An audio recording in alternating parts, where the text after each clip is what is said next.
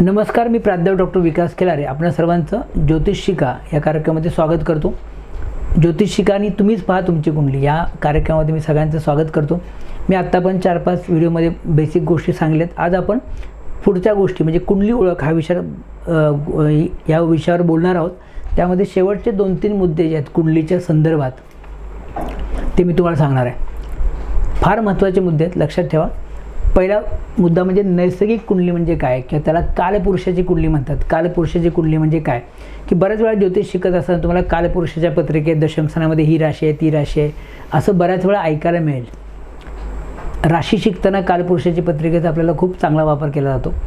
मग नैसर्गिक कुंडली म्हणजे काय, कालपुरुषाची पत्रिका म्हणजे काय हे तुम्हाला मी सांगणार आहे. समोर जी कुंडली दिसते तुम्हाला, लग्नस्थानामध्ये एक अंक आहे, म्हणजे एक अंक म्हणजे मेष राशी लग्नस्थानामध्ये आहे, म्हणजे मेष लग्नाची पत्रिका आहे. मेष लग्नाची पत्रिका म्हणजे थोडक्यात कालपुरुषाची पत्रिका, किंवा त्याच पत्रिकेला नैसर्गिक कुंडली म्हणतात. म्हणजे लग्नस्थानामध्ये एक अंक जिथं असेल ती नैसर्गिक कुंडली. तुमच्यापैकी काही लोकांची जन्मकुंडली ही कालपुरुषाची पत्रिका असू शकते, की नैसर्गिक कुंडली असू शकते, पण बऱ्याच लोकांची नसणार आहे. तर ही सोबतची जी कुंडली आहे त्या कुंडलीला नैसर्गिक कुंडली किंवा कालपुरुषाची पत्रिका असं म्हटलं जातं. थोडक्यात मेष लग्नाची कुंडली म्हणजे नैसर्गिक कुंडली होय. या कुंडलीमध्ये नेहमी एक आकडा हा लग्नस्थानामध्ये किंवा प्रथम स्थानामध्ये मांडलेला असतो आणि घड्याळाच्या उलट्या दिशेने प्रत्येक राहिलेले अंक 1, 2, 3, 4 असे मांडलेले असतात. अशी कुंडली म्हणजे कालपुरुषाची पत्रिका, लक्षात ठेवा.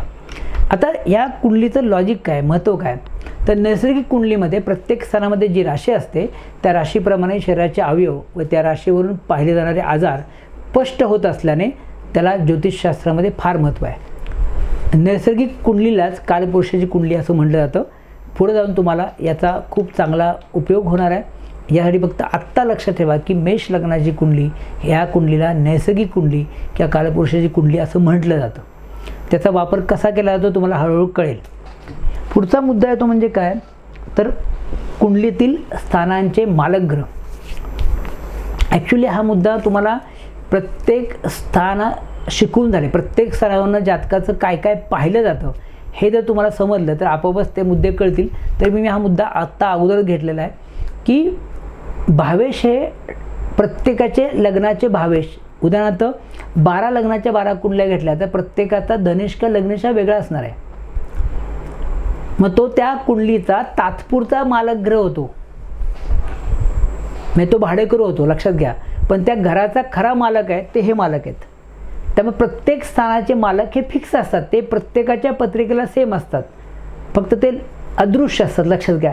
आणि हे मालक माहिती असणं तुम्हाला फार गरजेचं आहे.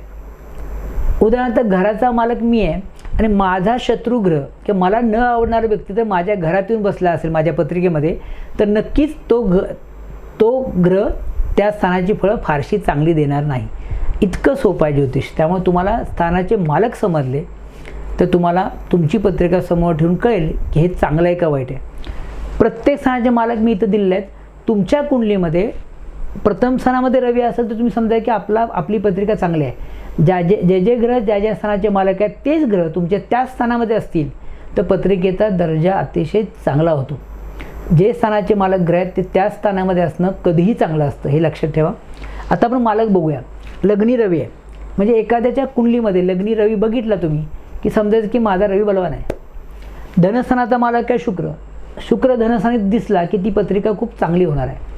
तृतीयाचा मालक आहे मंगळ, चतुर्थाचा मालक आहे चंद्र आणि बुध, पंचम स्थानाचा मालक आहे गुरु, षष्ठ स्थानाचा मालक आहे शनी आणि मंगळ, सप्तमाचा शुक्र, अष्टमाचा शनी, नवम स्थानाचा भाग्यस्थानाचा मालक आहे रवी आणि गुरु. दशम स्थानाचे 4 मालक ग्रह आहेत, रवी, बुध, गुरु आणि शनी. लाभाचा मालक आहे शुक्र आणि 12व्या स्थानाचा मालक आहे शनी. तुम्ही जर विचार केला असेल तर धनस्थान, सप्तम स्थान आणि लाभ स्थानाचा मालक शुक्र आहे. म्हणजे शुक्र या ग्रहावरनं ज्या गोष्टी पाहिल्या जातात त्याच गोष्टी या स्थानावरनं पाहिल्या जातील, किंवा या स्थानावरनं ज्या गोष्टी पाहिल्या जातील त्या सगळ्या गोष्टीचं कारकत्व शुक्र ग्रहाकडे असणार आहे, असाही तुम्ही अर्थ करू शकता. आता तुम्ही प्रत्येक स्थानानं काय काय गोष्टी पाहिल्या जातात हे तुम्ही नंतर बघणारच आहोत आपण, नंतर ते तुम्हाला कळलेच. आणि नंतर ग्रह शिकला की तुम्हाला कळेल की या ग्रहाला या स्थानाची मालकी का दिली, का तर त्या ग्रहाचं कारकत्व, ग्रहाचं स्वरूप आणि त्या स्थानावरनं बघलेल्या गोष्टी ह्या 100% मॅच होतात, म्हणून त्या ग्रहांना त्या त्या स्थानाची मालकी दिलेली आहे. तुम्हाला फक्त आत्ता प्रत्येक स्थानाचा मालक कोण आहे हे फक्त पाठ करायचे, लक्षात घ्या. त्याचा फलादेशामध्ये वापर कसा करायचा तुम्ही हळूहळू नंतर शिकणार आहात. शेवटचा मुद्दा कुंडली ओळखमधला तो म्हणजे काय, तर कुंडलीतील शुभ आणि अशुभ स्थानं. आता काही स्थानं शुभ असणार आहेत, काही अशुभ असणार आहेत. का तर माणसाच्या आयुष्यामध्ये बऱ्याच वेळा अशुभ घडतं, कधी कधी चांगलं घडतं, कधी चांगलं घडतं, कधी वाईट घडतं. याचा अर्थ कुंडलीमध्ये काही स्थानं अशुभ गोष्टी दाखवत असणार आहेत आणि काही स्थानं चांगल्या गोष्टी दाखवणार आहेत. याच्यावरनं तुम्हाला कळेल की काही गोष्टीवरनं काही अशुभ गोष्टी बघितल्या जातील, काही स्थानावरनं काही चांगल्या गोष्टी कळत असतील. जेव्हा आपण प्रत्येक स्थानाचं कारकत्व बघणार आहे, प्रत्येक स्थानावरनं काय काय पाहिलं जातं ते बघणार आहोत, तेव्हा तुम्हाला ते लगेच स्पष्ट होणार आहे की हे स्थान कसं आहे. त्याच्या अगोदरच तुम्हाला मी कल्पना देतो की कुठली स्थानं पत्रिकेतली चांगली आहेत, कुठली खराब आहेत. लक्ष द्या, लग्नस्थान, चतुर्थ, पंचम, नवम आणि दशम हे 5 स्थानं कुंडलीमधली शुभ स्थान आहेत. या 5 स्थानावरनं पाहिल्या जाणाऱ्या गोष्टी अतिशय चांगल्या असतात, जे लोकांना हवेशा असतात. आणि या स्थानामध्ये जर तुमच्या पत्रिकेत ग्रहांची बैठक असेल आणि या स्थानामध्ये बलवान ग्रह असतील किंवा त्या स्थानाचे मालक असतील तर तुमची पत्रिका अतिशय बलवान आणि चांगली होणार आहे.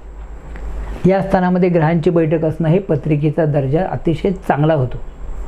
या उलट 6, 8 आणि 12 ही पत्रिकेतली अति अशुभ स्थान आहेत, अति अशुभ. मग तुमच्या कुंडलीमध्ये या स्थानामध्ये आणि या स्थानामध्ये म्हणजे 6, 8 आणि 12मध्ये ते ग्रह असतील, कुठलेही ग्रह, विशेषतः पापग्रह, तर तुमच्या पत्रिकेचा दर्जा ढासळतो. तुम्हाला बऱ्याच गोष्टीमध्ये, बऱ्याच आयुष्यामध्ये बऱ्याच प्रसंगी तुम्हाला दुःख, संकट, संघर्ष, अपघात, ऑपरेशन, आजारपण अशी फळं तुम्हाला बघायला मिळतात. त्याच्यानंतर द्वितीय प्रतीचे अशुभ कुठले आहेत, तर मारक स्थानं म्हणजे धनस्थान आणि सप्तम स्थान हे मारक स्थानंसुद्धा अशुभ स्थान आहेत. नावच मारक स्थान आहेत, त्यामुळे ती व्यक्तीला मारकच असणार, त्यामुळे स्थानंही नक्की अशुभ असणार आहेत. त्यानंतर अजून अशुभ कोण आहे, तर नाशक स्थानं म्हणजे 3 आणि 11 याही स्थानांना नाशक स्थानं म्हणतात, नाश करायला पोषक असणारी स्थानं. म्हणून 3 आणि 11 ही स्थानंसुद्धा अशुभ स्थानं येतात, लक्षात घ्या. आपण जेव्हा लग्न विचार बघणार आहोत की प्रत्येक लग्नाचे शुभ अशुभ ग्रह कुठले आहेत, राजयोगकारक ग्रह कुठले आहेत, ते बघताना आपल्याला हाच चार्ट, हाच फॉर्म्युला वापरायचे. थोडक्यात काय, जे अशुभ स्थान आहेत त्या अशुभ स्थानाचे जे भावेश असणार आहेत ते त्या लग्नाचे अशुभ ग्रह असणार आहेत. आत्ता हिंट देतो. आणि जे शुभ स्थानाचे मालक असणार आहेत ते त्या पत्रिकेला किंवा त्या लग्नस्थानात, त्या लग्नकुंडलीला शुभ ग्रह असणार आहेत. एवढं लक्षात आलं तरी भरपूर झालं. शुभ अशुभ स्थानं तुम्हाला अजून चांगल्या प्रकारे कधी कळतील, जेव्हा मी ह्यानंतर जेव्हा प्रत्येक स्थानाचं कारकत्व सांगणार आहे, प्रत्येक स्थानावरनं काय काय गोष्टी व्यक्तीच्या आयुष्यातल्या किंवा आपल्या आयुष्यातल्या पाहिल्या जातात ते जेव्हा तुम्हाला समजेल तेव्हा तुम्हाला हा विषय लगेच समजेल. आशा करतो की हा व्हिडिओ तुम्हाला समजला असेल.